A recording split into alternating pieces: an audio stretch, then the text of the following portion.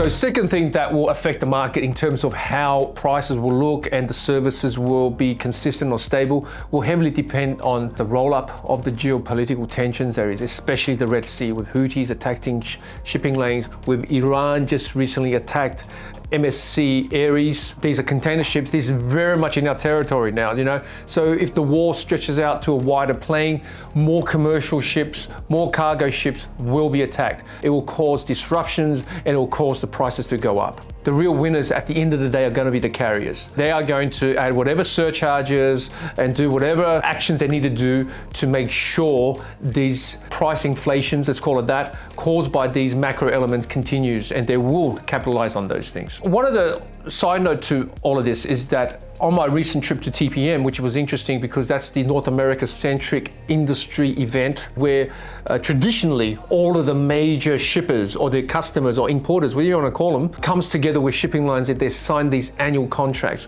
Now, for those of you who don't know what an annual contract is, it's simply when your critical mass becomes so large, you no longer need to deal with the shipping line through a freight forwarder because you can take your volume, go to the shipping line directly, and they will give you a special rate because you just have that much cargo, right? Because your cargo fills 10, 15, 20% of every sailing, right? For example, when they sign these annual rates, they will have an agreement saying basically, look, for every X amount of containers you give us, we will give you this one rate without any fluctuations. It is set for the whole year and it valids for X amount of containers. Now, this particular customer may have Y amount. So Y amount is 1,000, for argument's sake, and the X amount they agreed is 500. So for 500 of that 1,000, they will get a preferential rate that's fixed for the year.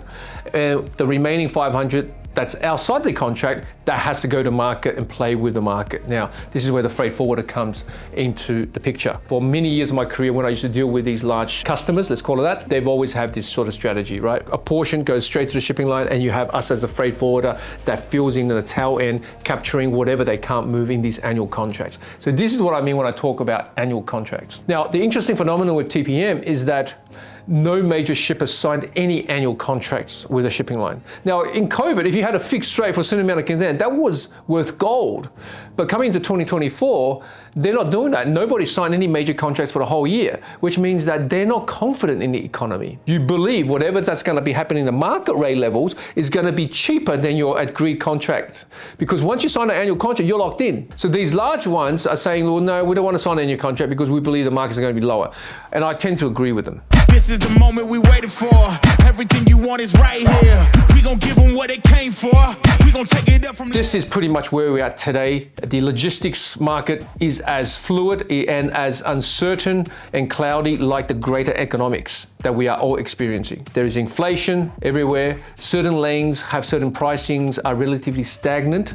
However, that won't be forever because the shipping lines will do manipulations to get those prices up, whatever they need to do. Other lanes have risen dramatically due to insurance costs with the conflicts, due to delays and so forth. So it's a bit of a mixed bag.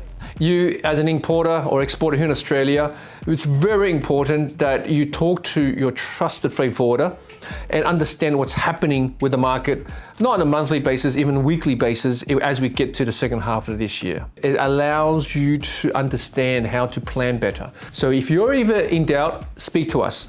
We are Think Global Logistics, and we can give you the information on the ground as it happens so that you may have a chance to prepare better for your import or export business. Watch the game change.